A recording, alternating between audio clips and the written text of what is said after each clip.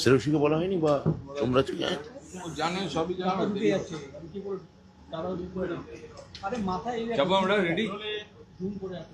ব্রতবাবু, বেশ কিছু অভিযোগ মূলত বিরোধীরা তুলছেন যে এমন কিছু প্রার্থী ডাক পেয়েছেন যাদের বয়সের সাথে সাজুজ্য নেই, আবার এমন প্রার্থী ডাক পেয়েছেন যিনি আসলে দাগি তালিকায় তার নাম ছিল। কি বলবেন? না, দুটো প্রথম কথা হচ্ছে যে যে কথাটা বলা হচ্ছে যে জন্ম কত একটা 1997 সালে, তার কি করে সে এক্সপিরিয়েন্স অ্যাড হয়। এবার ঘটনা হচ্ছে যে এটা তো অনলাইন অ্যাপ্লিকেশন জমা পড়েছে, হয়তো সে মানে এক্সপিরিয়েন্স হয়তো কিন্ডারগার্টেন স্কুলে চাকরি করেছে সেটাও লিখে দিয়েছে। বা দ্বিতীয় কথা যেটা যে ফিজিক্যালি হ্যান্ডিক্যাপড, সুপ্রিম কোর্টে একটা নির্দেশ ছিল বসতে পারে, এটা একজনের ক্ষেত্রেই হয়েছে। দুটো ঘটনা এক এক করে হয়েছে, মানে দুটি পৃথক ঘটনা। এবং তাদের জন্যে তো এসএসসি বলেই দিয়েছে যে তারা ভেরিফিকেশন করবে, সেই জন্য ডাকা হয়েছে। যদি দেখা যায় যে এক্সপিরিয়েন্সের যে ক্যাটেগরি আছে ম্যাচ করছে না, বাদ যাবে। আর ফিজিক্যালি হ্যান্ডিক্যাপড, সেটা লয়ারের সঙ্গে আমরা কথা বলেছি, অ্যাকচুয়ালি ফিজিক্যাল হ্যান্ডিক্যাপড বসতে পারে কি পারে না সেটা সুপ্রিম কোর্টের রায় খতিয়ে দেখা হচ্ছে। সেই মোতাবেক এসএসসির আইনজীবীরা জানাবেন, সেই মোতাবেক সিদ্ধান্ত হবে। না, ফিজিক্যালি হ্যান্ডিক্যাপ সুপ্রিম কোর্টের একটা রায় অনুযায়ী এরকমটা বলা ছিল, তো সেটা আমরা লয়ার ভেরিফিকেশন আমরা করাচ্ছি যে ফিজিক্যালি হ্যান্ডিক্যাপটাও বসতে পারে কিনা। মানে অযোগ্য হওয়া সত্ত্বেও। হ্যাঁ, আজকে আবার মামলা দায়ের হচ্ছে অমৃতা। না, মামলা নিয়ে আমি কি বলবো, মামলা তো হতেই পারে। একাধিক অভিযোগ হচ্ছে যে এসএসসি দাগি প্রার্থীদের নাম এই তালিকায় আছে। একদমই নেই, একেবারেই নেই। এটা কোনো এসএসসির সঙ্গে কথা হয়েছে, এখন অবধি এসএসসির জ্ঞান মোতাবেক কোনো দাগি প্রার্থীর নাম তালিকায় ওঠেনি। মামলার মতো হোক না, সে কি আছে, কি করা যাবে। আর স্বাস্থ্য দপ্তরের আমাদেরও এসএসসির যারা লয়ার আছেন তারা তো অ্যাপিয়ার করবেনই, তারা কোর্টে তারা উত্তর দেবেন। এসএসসির মানে এসএসসি যা বলেছে তাতে নেই। আরেকটা হচ্ছে যে এমন অভিযোগ উঠছে যে স্বাস্থ্য দপ্তরের কর্মরত ব্যক্তিরা তারা অভিজ্ঞতার জন্য নম্বর পেয়েছে।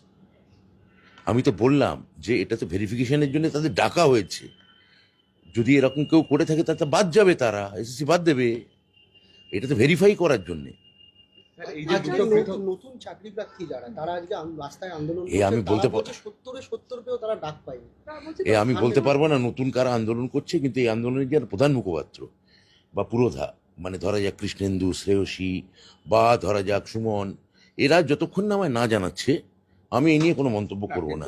ধরুন ওরা বার্যভট্ট রাজপথে বসে পড়েছে এবং পুলিশ তাদের আটকেছে, তারা বলছে এবং তারা মার্কশিটও দেখাচ্ছে যে 60 নম্বর পরীক্ষা, এটা একটা নতুন সমস্যা। 60-60 পেয়েছে, শিক্ষাগত যোগ্যতায় 10-10 পেয়েছে, তো তারপরেও তাদের। দেখুন, এটা নিয়ে এসএসসি নতুনদের ক্ষেত্রে যে কথাটা আপনারা বলছেন, এসএসসির কাছ থেকে আমার কাছে কোনো এই মুহূর্তে তারা কোনো এসএসসির কাছে জমাও দিয়েছে কিনা কোনো ডেপুটেশন, তাও আমি জানি না।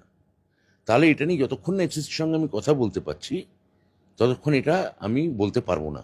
স্যার, এই যে দুটো জমা দিতে চাইছিল, বিকাশ ভবন অভিযান করতে চাইছিল, আজকে ওদের উন্নয়ন ভবনের সামনে এখন আটকে রাখা হয়েছে। না, আমার মনে হয় যে ওরা কি বলছেন আমি তো জানি না, তো এসএসসির কাছে নিশ্চয়ই তারা কোনো একটা কিছু জমা দেবে। ওরা সিট বাড়ানোর দাবি করছে, এটা কি বাড়বে? এবং ওরা বলছে যে 10 নম্বর যে অভিজ্ঞতার জন্য না, সেটা বলতে দাও। প্রথম কথা হচ্ছে যে মানে ওদের যারা তার আগে পরীক্ষায় বসুক না, ইন্টারভিউ দিক, প্রসেস শেষ হোক।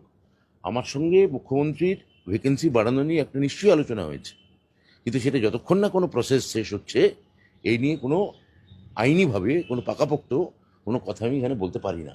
যোগ্য যারা চাকরি হারালো আর কি, তাদের জন্যই মূলত কথা হয়েছে যে সেটা সরকার বিবেচনা, মানে মন্ত্রিসভা বিবেচনা করে এই দেখবে। যে দুটো পৃথক ঘটনার কথা আপনি বললেন, এই দুটোর উদাহরণ দিয়ে বিরোধীরা বলছে যে পুরো প্রক্রিয়াতে আবার দুর্নীতির ছোঁয়া লেগে গেল। বিরোধীরা কি বলছে কি যায় আসে, মামলা তো করেছে, মামলা ফলাফল দেখে নিন। আমি তো মামলা ওয়েলকাম করছি, মামলা হোক না। আরেকটা অভিযোগ রয়েছে যে অনেকে 1997 সালে 98 সালের জন্ম, বললেন। তারাও এক্ষুনি উত্তর দিলাম, যে এক্ষুনি বললাম যে ভেরিফিকেশন হবে, হয়তো কিন্ডারগার্টেনে চাকরি করেছে সেটাও হয়তো লিখে দিয়েছে, এক্সপিরিয়েন্স জানি না তো। সেই যে সিট বাড়ানোর যে মুখ্যমন্ত্রীর সঙ্গে কথা হচ্ছে, সেটা কাদের জন্য, এটা যদি বলেন বিস্তারিত হয়। এটা এখন বলতে পারবো না, এটা যতক্ষণ পুরো প্রসেস শেষ হবে আমরা পুরো দেখবো যে যোগ্য সত্যিই কেউ বাদ গেলেন কিনা, কতজন এখনো আমরা জানি না। এখন এরপর 9-10-এর রেজাল্ট বেরোবে, যোগ্য এই পুরো প্রসেস শেষ হওয়ার পর যোগ্য যদি কেউ বাদ যান, তাদের ক্ষেত্রে আমি তো বারবার বলছি সরকার সহানুভূতিশীল এবং মুখ্যমন্ত্রীর সঙ্গে আমার ভ্যাকেন্সি বাড়ানোর একটা প্রাথমিক পর্যায়ে কথা হয়েছে, কিন্তু সেটা যতক্ষণ না আমরা আইনি পরামর্শ পাচ্ছি ততক্ষণ এটা নিয়ে আমরা কোনো পাকাপোক্ত কথা বলতে পারি না। তবু শেষ প্রশ্ন, এই যে ফিজিক্যাল হ্যান্ডিক্যাপ যিনি ডাক পেয়েছেন তিনি দাগি, তার নাম দাগি তালিকায় আছে। আবার সুপ্রিম কোর্ট এটাও বলেছে যে কোনো ফিজিক্যাল হ্যান্ডিক্যাপ থাকলে আদার কনসেশন তাকে দাওয়াত দেওয়া যেতে পারে। আপনারা কি এই পুরো ব্যাপারটা খতিয়ে দেখছেন? এই পুরো প্রসেসটাই যারা ফিজিক্যালি হ্যান্ডিক্যাপড তাদের ক্ষেত্রে সুপ্রিম কোর্টের রায় কি, রায়ের সত্যি করে নির্দিষ্ট করে কোনো ডিরেকশন আছে কি না, এবং আমাদের লয়ারদের বক্তব্য কি, ফিজিক্যালি চ্যালেঞ্জড যারা তাদের ক্ষেত্রে এটা দেখে তার ক্ষেত্রে সিদ্ধান্ত নেওয়া হবে। কিন্তু যার ক্ষেত্রে এক্সপিরিয়েন্স বলছেন সেটা যদি এরকম হয়ে থাকে সেটা অবশ্যই সে বাদ যাবে। আরেকটা অ্যাপার্ট ফ্রম দিস মানে এর বাইরে এটা যে শেখ হাসিনা আজকে মৃত্যুদণ্ড অর্ডার, নো কমেন্ট। এটা নিয়ে আমি একটা দেশের অঙ্গরাজ্যের একটা পোর্টফোলিওতে আছি, এটা সম্পূর্ণ একটা আন্তর্জাতিক ব্যাপার, এখানে আমি কি করে মন্তব্য করি? পুরো প্রক্রিয়াটা কি 31 ডিসেম্বর মধ্যে শেষ হবে মনে হচ্ছে? আমি আশাবাদী, গভীরভাবে আশাবাদী যে এখনো 9-10 এর রেজাল্ট বাকি আছে।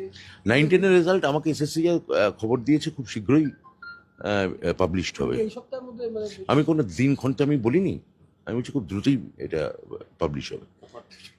হ্যাঁ, পার্থ চট্টোপাধ্যায়